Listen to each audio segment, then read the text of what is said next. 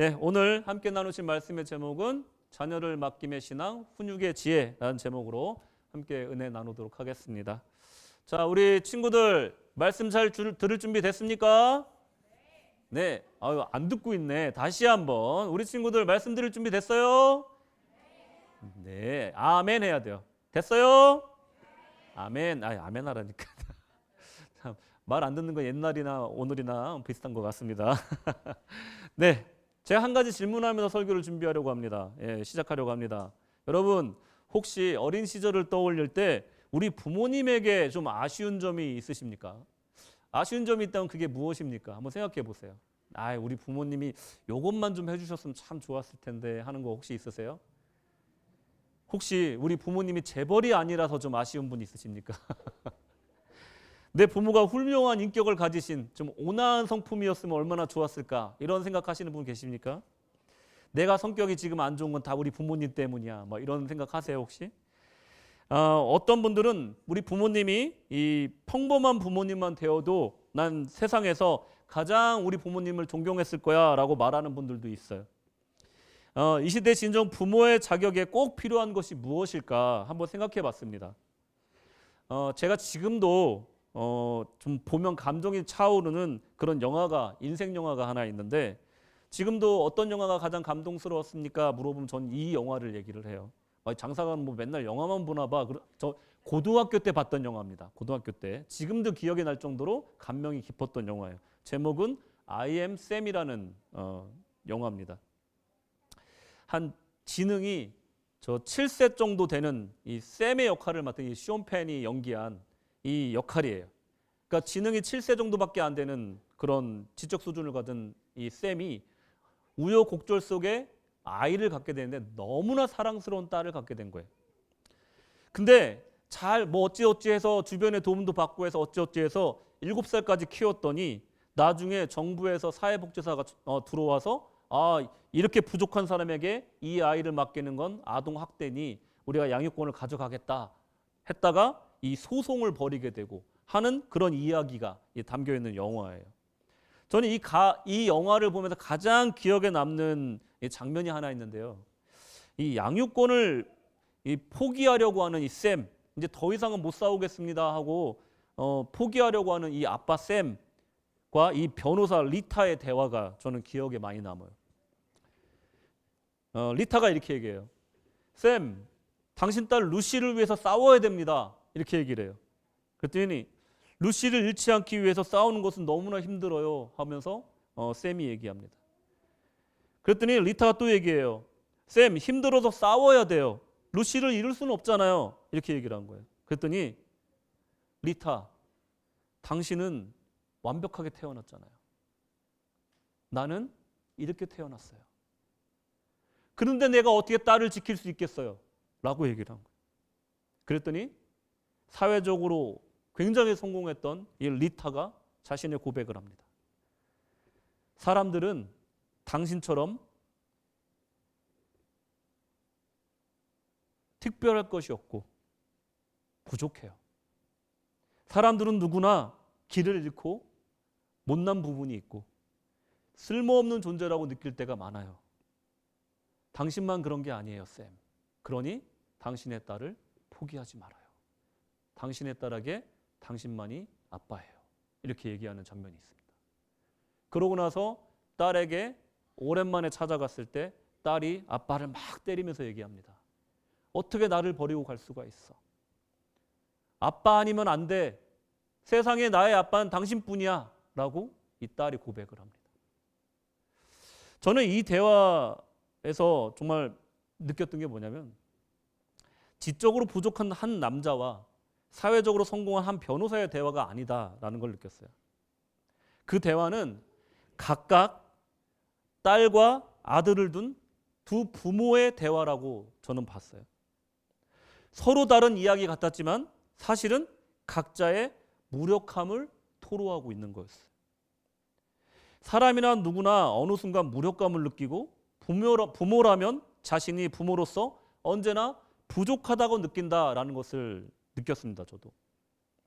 근데 부모가 갖는 무력감과 별개로 많은 아이들이 불우한 환경에서 태어나서 비교적 훌륭하지 않은 부모 아래 태어났을 것입니다. 하지만 모든 아이가 부족하게 자라거나 잘못되는 길을 가는 것은 아니라는 것은 정말 놀라운 사실이에요. 이 시대에 우리 자녀들은 어떤 점을 결핍되었을까 생각해 보게 됩니다. 부모는 정말 완벽해야 될까요? 부모로서 갖춰야 될 것은 저런 외적인 것일까요? 오늘 그 결핍된 것들에 대해서 성경에 비춰서 생각해 보고자 합니다. 내가 진정 부모로서 어떤 점에 중점을 둬야 하는지 다시 한번 점검해 보는 유익한 시간이 됐으면 좋겠습니다. 첫째로 하나님께 맡긴다는 것에 대해서 한번 생각해 봤으면 좋겠어요. 우리는 왜 하나님께 우리 자녀들을 맡겨야 하는가? 저의 자녀 교육의 이 밑바탕에는요, 언제나 하나님께 맡긴다라는 생각을 갖고 있어요. 이 맡긴다는 것이 어떻게 들으면 무책임한 것처럼 들릴 수 있지만 이 맡긴다는 것은요, 내버려 두는 것을 의미하지 않습니다. 저희 어머니는 언제나 저한테 그렇게 얘기하셨어요. 제가 뭐뭐를 한다 그러면 저희 어머니 그랬어요. 우리 광태가 한다면 엄마가 믿지. 필요한 거 있으면 얘기해라. 항상 그렇게 얘기해 주셨어요. 그러다 보니까 저 스스로 해결하는 일도 많았지만 한편으로 이건 내 책임이야 라는 생각을 많이 했어요. 내가 선택했기 때문에 엄마도 책임질 수 없고 내가 하고 싶어서 하는 거니까 내가 해야 되는 거야 라는 생각을 갖고 하게 되는 경우가 많았다는 거예요. 내가 자녀에 대한 많은 계획을 갖고 있을 수 있습니다. 내가 더 좋은 교육 기회를 줄 수도 있어요. 하지만 더 중요한 것은 이 모든 나의 노력과 헌신과 아이의 미래에 대한 계획보다 하나님의 계획이 더 크시다는 것을 믿으시기 바랍니다. 나보다 우리 나온이에 대해서 하나님이 더 잘하시고 이미 더 정확하고 좋은 계획을 가지고 계시다는 것을 저는 믿습니다. 시간이 흐를수록 부모는 자녀의 성장의 주도자라기보다는 이 간접적인 역할인 이 청지기에 가깝다는 생각을 많이 하게 됩니다. 어느 정도 나이가 되면 부모가 주도하는 것은 한계가 오기 때문에 그렇습니다. 오늘 함께 읽었던 시편 말씀을 보면은 여호와께서 집을 세우지 아니하시면 세우는 자의 수고가 헛되며 여호와께서 성을 지키지 아니하시면 파수꾼의 깨어 있음이 헛되도다. 아멘. 아이를 키우는 일이 이 집 짓는 일과 참 비슷하다라는 생각이 듭니다. 그리고 파수꾼이 성을 지키는 일과도 마찬가지다라는 생각이 많이 듭니다. 이 집을 지을 때는요, 좋은 자재를 쓰기 위해서 좋은 자재를 구해야 됩니다. 여기 뭐 건축일 하시는 분들 많이 있지만 자재가 참 중요합니다. 철근 대신 대나무를 쓸 수가 없잖아요. 그리고 시멘트의 비율이 있는 거예요. 모래랑. 모래가 너무 들어가면 부스러질 수밖에 없고 튼튼하게 지을 수가 없는 겁니다. 또 멀리 내다보는 장기 계획이 있어야 되고요. 오늘 해나가야 되는 이 세세한 단기 계획도 필요하다는 거예요. 전체 청사진을 읽고 또 전체 구조를 이해하는 집이 어딘가에 하자가 발생하지 않게 하기 위한 우리의 대책도 필요하다는 거예요. 마찬가지로 아이들은 단지 이 성적만으로 잘 크고 있다라고 말할 수가 없다는 거예요. 학교 잘 다니고 있구나. 공부 잘하고 있어. 그렇다고 해서 이 아이가 이 내면적으로도 잘 자라고 있다라고 우리가 장담할 수가 없다는 겁니다. 그 외에 더 많은 중요한 요소가 많다라는 거예요. 집과도 마찬가지죠. 겉으로 볼 때는 너무나 잘 지어졌지만 그 안에 하자가 잔뜩한 집들도 있다라는 거예요. 현실적으로 아무리 스마트하고 재력이 받쳐주는 부모라 하더라도 아이들의 전인적인 성장과 성숙 그리고 영적인 성장을 모두 주관하여 완벽하게 할 수는 없다라는 거예요. 강남에서는 아이를 잘 키우는 조건들이 있다고 하죠. 그게 뭐냐면 엄마의 정보력 그리고 할아버지의 재력이라며요. 그리고 또 한 가지 있답니다. 아빠의 무관심이 필요하다고 합니다. 여러분 맞는 말일까요? 아빠는 최대한 딴지 안 거는 게 도와주는 거래요. 그리고 엄마는 정보력이 좋아야 돼. 발이 넓어야 돼. 그리고 거기에 빵빵하게 밀어주는 할아버지의 재력이 있으면 아이는 잘 큰다라는 얘기를 한다는 거예요. 이게 세상의 얘기예요. 맞습니까? 맞습니까 이게?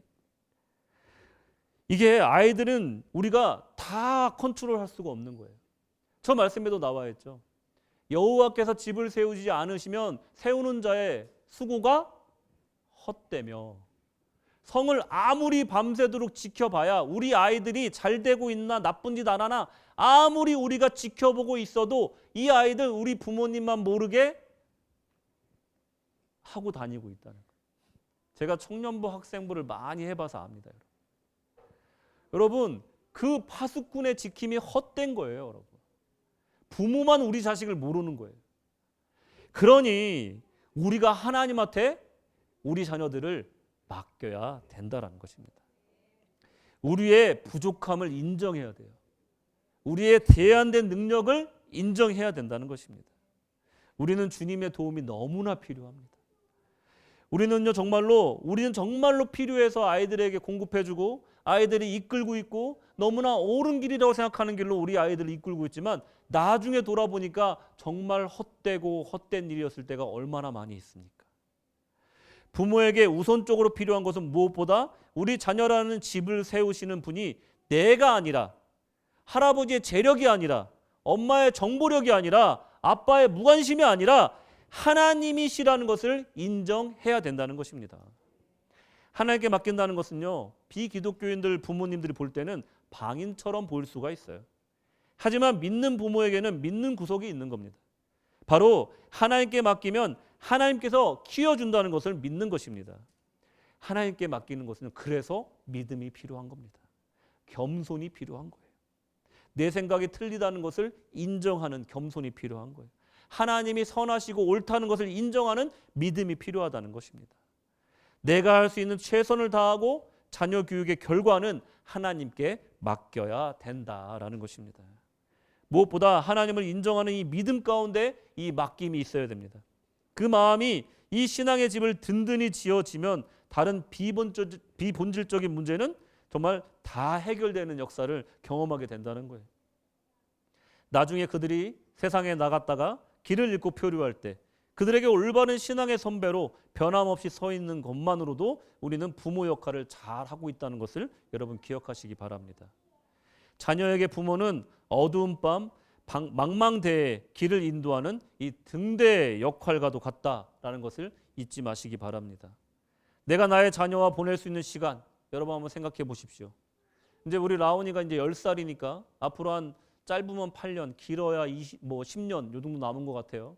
품 안에 안아주고 또 사랑한다 말해주고 함께 시간을 보낼 정말 품 안의 자식으로서 있는 시간이 한 10년, 길게 봐야 10년 정도 남아 있는 거예요. 여러분 자녀들은 어떻습니까? 아, 우리 아들은 벌써 한갑이에요. 이런 분도 빼고 옆에 지금 안고 있는 아이들 한번 보세요. 몇 년 남았습니까? 몇 년 남았어요? 다 20년 아래, 그죠? 우리 리아 정도 돼야 한 20년 남은 거예요, 그죠? 이게 생각보다 짧습니다, 여러분. 시간 정말로 빨리 갑니다. 이 아이들은 어느샌가 커가지고 어느샌가 이제 문 닫아놓고 엄마 아빠가 녹화하고 들어가야 될 날이 신속하게 다가옵니다, 여러분. 저는 절대 그걸 용납하지 않을 거지만 그럴 날이 다가올 겁니다. 지금부터 세뇌 교육하고 있어요. 문 닫고 있을 생각하지 마. 사춘기 겪을 생각하지 마. 절대로 용납 안 해. 지금부터 막 세뇌 교육을 하고 있어요. 여러분 근데 그 시간이 너무나 짧다는 거예요. 이 아이들이 정말 커가는 그 시간, 내가 이 아이들과 함께 아름다운 추억을 만들 시간이 너무나 적어요. 제한되어 있어요. 여러분 그 시간 동안에 아이들하고 아웅다웅 할 생각하지 마시고 신앙 안에서 있는 대로 최선을 다해서 따뜻하게 사랑해 주시기 바랍니다. 그것이 우리가 해야 될 첫 번째 일이라는 거예요. 맡긴다는 것은요, 하나님께 더 가까이 인도하는 것을 말합니다. 하나님 맡아주세요 하고 나 몰라라 하는 게 아니에요. 하나님 맡깁니다 하고 한나처럼 사무엘을 맡기는 것처럼 하나님 앞에 가까이 데리고 가는 거예요. 신앙의 자리로 얘를 이끌어 가는 거예요. 내가 그들과 함께 신앙생활 하는 거예요. 그리고 먼저 앞서 나가면서 신앙생활의 본을 보여주는 거예요. 그게 하나님께 맡기는 거예요. 하나님이 알아서 해주세요. 이건 맡기는 게 아니에요. 이건 그야말로 방임입니다. 부모님의 믿음이 좋아야 자녀의 믿음이 좋은 거지 어느 날 갑자기 믿음 좋은 자녀가 툭 튀어나오는 게 아니라는 것을 여러분 기억하셔야 된다는 거예요. 공부를 잘해서 셀렉티브도 보내고 자금의 여유가 있으면 사립학교도 보내도 되지만 정말로 중요한 것은 신앙의 성장을 위한 수련회나 컨퍼런스 같은 것을 열심히 여러분 보내시기 바랍니다. 구세군에서 하는 모든 프로그램 중에 신앙에 도움이 안 되는 게 없습니다, 여러분. 열심히 참여시키세요. 소세지도 좀 팔아보게 하시고 모금도 좀 같이 해보시고 또 봉사활동 갈 때 같이 한번 나가보시고 계속해서 신앙적인 활동에 이 아이들을 적극적으로 참여시키시라는 거예요. 제가 볼 때는요, 사립학교 보내는 것보다 셀렉티브 보내는 것보다 이게 이 아이들의 영혼을 살리는 가장 좋은 방법인 줄 믿습니다. 저는 그래서요, 우리 라온이한테 이제 뭐 프라이빗 스쿨 보내는 건 포기했어요. 목회자가 무슨 돈이 있어서 프라이빗 스쿨을 보내겠습니까? 포기했습니다. 대신 내가 능력이 되는 한 최대한 단기 선교도 보내고, 외국에 뭐 컨퍼런스가 있으면 그거 뭐 어떻게든지 해서 보내서 얘가 좀 시야가 넓어져 신앙에 성숙하는 길로 내가 투자를 해야겠다. 그렇게 마음을 먹었어요. 여러분, 교회에서 진행되는 모든 신앙적인 활동 가운데 아이들을 최대한 참여시키려고 노력하십시오. 그게 바로 하나님께 가까이 가는 것이고, 아이들을 신앙 안에서 하나님께 맡기는 교육이라는 것을 여러분 잊으시면 안 됩니다. 그리고 최선을 다해서 눈물 뿌리면서 애절하게 이들을 위해 중보하시기 바랍니다. 믿음으로 하나님께 여러분의 자녀를 맡긴다는 것은 바로 이런 것입니다. 여러분, 이런 부모가 되시길 바랍니다. 자, 두 번째로 훈육입니다. 훈육. 자, 이제 교육 방침들이 다 다르니까 제 방침이 아닙니다. 성경에서 말하는 교육 방침에 대해서 제가 성경에 비춰서 말씀드리니까 장사관의 의견이 아닙니다. 좀 하나님의 말씀으로 받으시면 은혜가 될 줄로 믿습니다. 하나님께 맡기는 것과 함께 우리가 자녀 교육에서 꼭 놓치지 말아야 될 것이 이제 성경에서 우리에게 조언해 주고 있는데, 에베소서 6장 4절 다 같이 읽겠습니다. 시작. 또 아비들아, 너희 자녀를 노엽게 하지 말고 오직 주의 교훈과 훈계로 양육하라. 아멘. 여기서는 아비를 얘기를 했는데, 주로 아이들을 노엽게 하는 사람은 누구죠? 어미죠, 어미. 죄송합니다, 어미분들. 아비도 많이 노엽게 하지만 어미들도 많이 노엽게 해요. 그러면 이 아이들이 가장 노엽게 되는 시츄에이션은 언제입니까? 이런 말이 있잖아요. 인생이 지루한가? 아들을 낳아라. 인생이 굉장히 스펙타클해질 것이다. 인생에 많이 메말랐는가? 딸을 낳아라. 촉촉해진다. 뭐 이런 눈물로 기쁨으로 이런 말이 있는데, 아들들이 주로 화내는 이유가 뭐예요? 여러분, 야, 게임 1시간만 하기로 했어. 근데 엄마가 너가 요거 조금 넘기는 거에 대해서는 네가 10분에서 20분 네가 알아서 좀 해도 돼? 라고 몇 달 전에 얘기한 거예요. 근데 넘겼어. 그래서 걸렸어. 너 이리 와. 1시간 하기로 했는데 왜 1시간 반 했어? 엄마도 화났지만 얘도 화난 거예요. 엄마, 그때요 저한테 조금 넘는 건 해도 된다고 그랬잖아요. 이렇게 되는 거예요. 그러면서 노여워지는 거예요. 이게 뭐냐면요, 단지 시간의 사소한 얘기가 아니라 얘네들도 정의감이라는 게 있어요. 그러니까 청소년학을 공부해 보시면 아시겠지만, 이 청소년기가 되면요, 제일 먼저 찾아오는 게 뭐냐면 소속감이에요. 그리고 정의감이 찾아옵니다. 그리고 충성심이 찾아와요. 그래서 자기가 속해 있는 그 그룹, 또래 그룹에 대한 충성심이 엄청나요. 그냥 세상을 다 이길 것 같은. 어떤 영상이 있었냐면, 아빠가 문 열고 탁 들어오면서 야, 준비해. 그러니까 왜요 아빠? 막 놀다가 옆집 아저씨가 그냥 싸우재. 알았어요. 그럼 막 나가는 거예요. 아빠랑 손잡고 막 나가 싸우려고 막 하는 거예요. 장난친 거예요. 아이들은요, 이렇게 충성심이 있어요. 그리고 정의감이 있어요. 그러니까 전에 얘기했던 거를, 규칙을 엄마 마음대로 바꾸면 화가 나는 거예요. 그러니까 아이들을 가르칠 때 어떻게 해야 되냐면요, 기준을 가지고 가르쳐야 돼요. 오직 주의 교훈과 훈계로 양육하라, 이거예요. 애들이 화나는 거는요, 기준이 없고 가치관이 자꾸 흔들리기 때문에 이랬다 저랬다 하기 때문에 화나는 거니까, 하나님의 말씀을 기준으로 삼아서 아이들을 주의 교훈과 훈계로 양육하라, 이거예요. 이게 중요하다는 것입니다. 성경에서는요, 자녀를 노엽게 하지 말라, 이 말에만 우리가 집중해야 될 필요가 없고, 왜 노엽게 했는가, 노엽게 하지 않으려면 어떻게 해야 되는가에 대한 답이 지금 나와 있다는 거예요. 여러분, 친구 같은 아빠가 되고 싶으세요? 친구 같은 엄마가 되고 싶으십니까? 저는 나온이한테 이제 꼰대 같은 말이지만 좀 종종 하는 말이 있어요. 내가 네 친구냐? 이런 말을 많이 해요. 아빠는 네 친구가 아니야. 아빠는 너의 아빠야. 무슨 말입니까? 아빠는 아빠로서의 권위가 있는 거예요.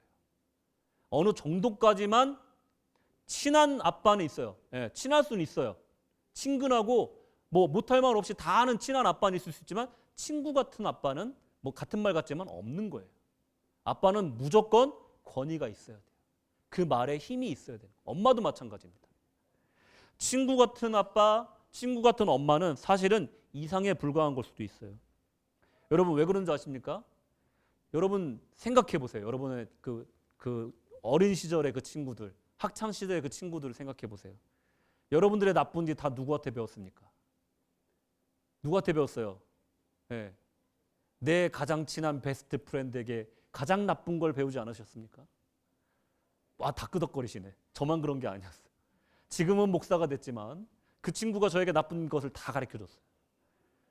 그 친구도 저에게 그런 생각을 하고 있겠죠. 친구는요, 항상 옳은 일을 같이 하는 게 아니에요. 재밌게 노는 관계이지만 어떨 때는요, 나쁜 짓도 같이 하는 게 친구예요. 하지만 부모님은 어떻습니까? 언제나 자녀가 옳은 길로 가기를 원하셔요. 그래서 그렇게 가르치십니다. 아들을, 딸을 나쁜 길로 인도하는 부모는 세상에 없다라는 거예요. 그게 부모의 사명이기 때문에 그렇습니다. 그러니까 친구 같은 부모가 되려 하지 마십시오. 그저 부모로서의 역할에 충실하시면 된다는 거예요. 교육 심리학에서는요, 이걸 뭐라고 얘기하냐면 발달 지향적 훈육이라고 얘기를 해요. 발달 지향적 훈육. 그러니까 developmental discipline이라고 얘기를 해요. 넘겨주세요. 또 다른 말로 얘기하면 tough love라고 얘기를 해요. 훈육은요, 차가운 비난과 지적을 말하는 게 아니에요. 사랑은 사랑인데 이 명확한 규칙이 있는 거예요. 기대치가 있는 거예요. 목표가 있는 겁니다. 그리고 결과에 대한 일관적인 또 일관성을 지키고 또 훈육하고 자녀를 단단하게 성숙시키는 방식이 진정한 훈육이라는 거예요. 그냥 좋은 게 아니라는 거예요. 이럴 땐 이렇게 하고 저럴 땐 저렇게 하는 게 아니고 감정에 따라 흔들리는 게 아니고 내가 편하려고 훈육을 하는 게 아니라 그 아이의 발전에 포커스를 맞춰서 그 아이의 성숙에 포커스를 맞춰서 그 아이의 영적 성장에 포커스를 맞춰서 훈육하는 것, 그게 바로 이게 터프 러브라는 거예요. 이 방식은요, 막무가내로 아이를 몰아붙이는 걸 의미하는 게 아닙니다. 애 잘 되게 한다고 애를 정말 쥐잡듯이 잡는 부모들이 있는데 그거 아니라는 거예요. 그 바탕에 뭐가 있냐면 조건 없는 긍정적인 존중이 있다는 거예요. Unconditional positive regard가 있다는 거예요. 아이에 대한 존중이 있어야 되는 거예요. 긍정적인 존중이 있어야 된다는 거예요. 너는 끝났어. 너는 망쳤어. 너 때문에 실망했어. 이게 아니라 너는 분명히 포텐셜이 있어. 너는 정말 하면 잘할 거야. 이것만 고치면 돼. 이것만 고치면 정말 점프업 할 거야. 우리 한번 해보자. 그러면 고쳐라 하고 따끔하게 혼낼 수 있는 그 훈육을 말하는 거예요. 무조건 혼내고 사사롭고 작은 일을 하나하나 지적하고 비난하는 것을 말하는 게 아니라는 거예요.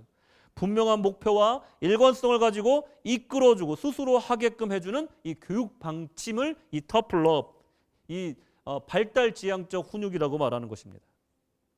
우리가 한 번쯤 들어봤을 만한 많은 간증들이 있잖아요, 여러분. 간증만 하면 어머니의 기도 얘기가 나오잖아요.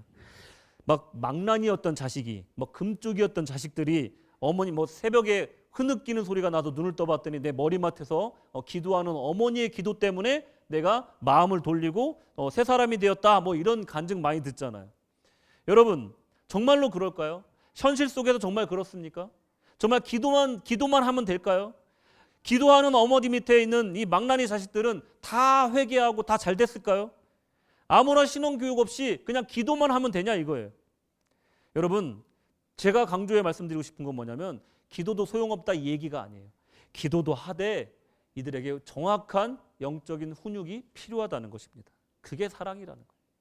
아무런 신앙교육이나 인성교육을 하지 않고 엄마가 무턱대고 새벽마다 눈물을 흘리며 기도한다고 해서 이 아이가 좋은 인격을 가진 아이로 자라나고 또 믿음 좋은 사람으로 자라나는 것이 아니라는 것입니다. 디모데후서 3장 16절 17절 보시면 모든 성경은 하나님의 감동으로 된 것으로 교훈과 책망과 바르게 함과 의로 교육하기에 유익하니 이는 하나님의 사람으로 온전하게 하며 모든 선한 일을 행할 능력을 갖추게 하려 함이라. 아멘. 모든 기도는이라고 했나요? 여러분 모든 금식이는이라고 얘기했나요? 아니요. 모든 성경은이라고 말하고 있습니다. 주어가 성경이에요. 기도만 하면 이 아이들이 하나님의 감동으로 모든 지혜를 얻고 하나님 안에서 온전하고 모든 선한 일을 하는 능력을 갖게 된다라고 말하지 않고 있어요. 하나님의 말씀을 가르쳐야 된다라고 말하고 있는 겁니다. 하나님의 모든 성경이 아이를 변화시키는 거지, 그냥 무턱대고 이 아이를 위해서 몰래 기도한다고 해서 이 아이가 믿음 좋은 아이로, 훌륭한 아이로 성장하지 않는다는 거예요. 훈육이 필요한 거예요. 아이들은 한 번도 앉혀놓고 성경을 가르치거나 함께 기도한 적이 없는데 무작정 믿음 좋은 아이가 될 거라고 기대하는 거예요. 성경을 함께 읽고 함께 예배의 자리로 나아가야 믿음 좋은 자녀가 될 것인데 그렇게 하지도 않으면서 잘 될 거야라고 막연히 기대하는 거예요. 아닙니다. 성경에서는 하나님도 그저 잘 되겠거니 하고 성경의 인물들을 내버려 두신 적이 없어요. 우리가 기억하는 한 그렇습니다. 어느 정도 신앙에 성숙하면 언제나 하나님께서는 터프 러브의 방식으로 그들을 성숙시키셨어요. 한 번도 리더의 역할을 해본 적이 없는 모세에게, 또 여호수아에게, 그리고 제사장의 역할을 해본 적이 없는 아론에게 하나님은 처음에는 일러주시고 보여주시고 그 다음에는 스스로 직접 부딪혀서 습득하게 성숙하게 이끄시고 이 터프한 방식으로 그들을 위대한 지도자로 만드셨다는 거예요. 여러분, 맹자가요 이런 얘기를 했어요. 하늘이 큰 인물을 만들 때는 큰 시련을 준다, 이런 말을 했어요. 마치 성경에 나오는 말씀 같죠? 자, 넘겨주세요. 고기심지, 마음과 뜻을 고통스럽게 한다. 녹이 근골, 이 심리적으로 힘든 것 말고도 또 육체적으로 직접적인 고난을 준대요. 뼈와 근육을 수고롭게 한다. 아기체부, 몸과 피부를 굶주리게 한다. 실제로 굶주림을 체험하게 한다는 거예요. 공핍귀신, 처지를 궁핍하게 만들고 누군가에게 조아리게 만들고 누군가에게 굽신거리게 만드는 거, 또 자존심 상하게 만드는 거예요. 그러면서 겸손을 배우게 하는 거예요. 행불난 기소위, 하는 일마다 어지럽게 하고 어그러뜨린다. 하는 일마다 안 되는 거예요. 잘 안 되게 만드는 거예요. 자꾸 시련을 겪게 하는 거예요. 막 승풍이 돛단 배처럼 그냥 가게 안 하고 자꾸만 암초에 걸리게 하는 거예요. 이런 시련을 주는 이유에 대해서 맹자는 뭐라고 얘기하냐면, 평온한 삶 속에는 인간의 본성이 깊어지기 어렵다. 극한의 고통과 좌절을 겪으면서 인간은 비로소 자신의 나약함을 깨닫고 이를 극복하기 위해 마음을 굳게 먹게 된다. 비로소 강한 의지를, 또 겸손한 마음을 소유하게 된다라고 얘기합니다. 사람은요, 훈육이 필요한 거예요. 교육이 필요한 거예요. 잠언 1장 8절 9절, 내 아들아 내 아비의 훈계를 들으며 내 어미의 법을 떠나지 말라. 이는 내 머리에 아름다운 관이요 내 목에 금사슬이니라. 아멘. 부모님 말씀 잘 들으면 어떻게 된다고요? 누워서도 떡을 먹는다. 그죠? 이 말씀을 쉽게 얘기하면 그거예요, 여러분. 제가 너무 꼰대 같나요, 오늘? 이 말씀을요 요약하면 그거예요. 내 아비의 훈계를 들으며 내 어미의 법을 떠나지 말라예요. 그게 어찌 됐건 간에 그 안에 순종하는 법을 배우라는 거예요. 옳고 그른 거를 판단한 건 나중이고 일단 그 권위를 인정하는 걸 배우라는 거예요. 일단 권위를 인정하지 않잖아요. 인생이 피곤해집니다.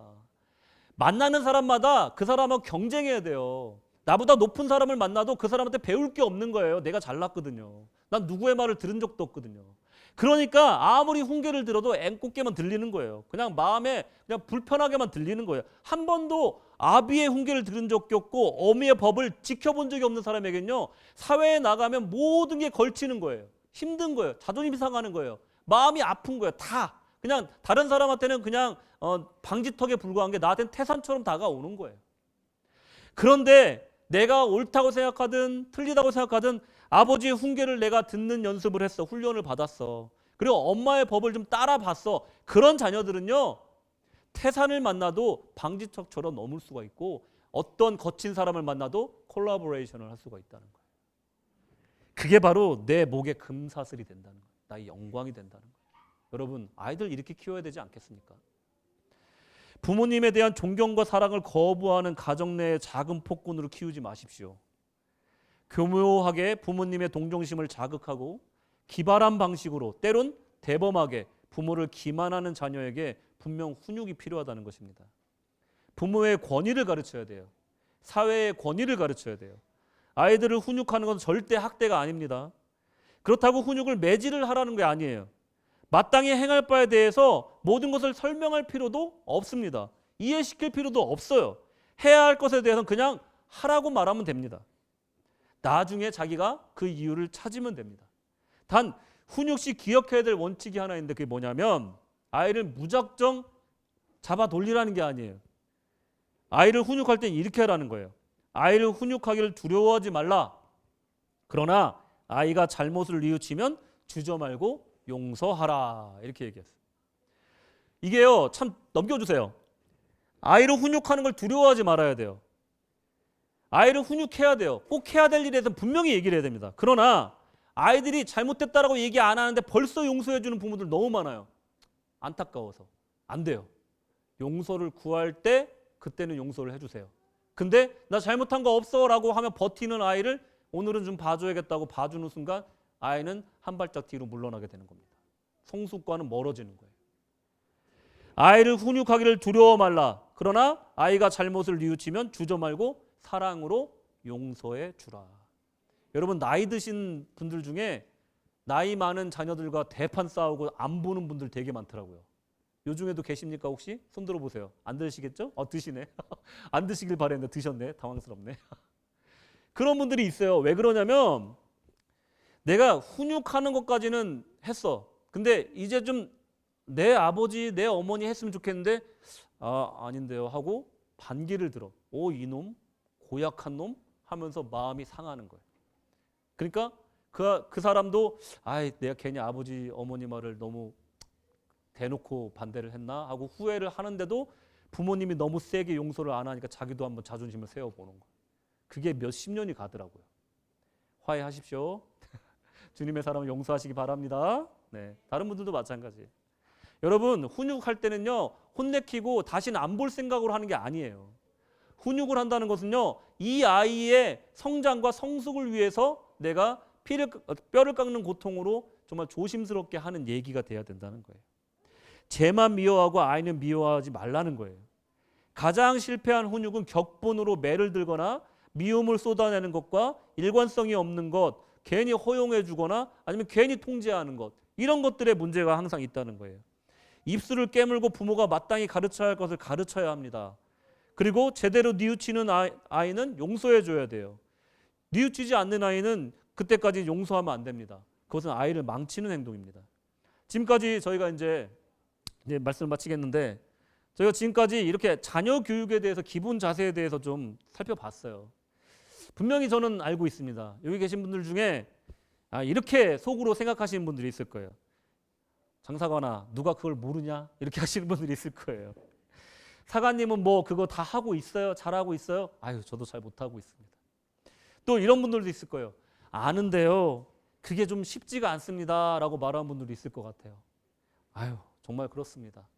오늘 말씀은 저의 미약한 소견이 아니라 성경의 지혜를 좀 전달해 드렸습니다.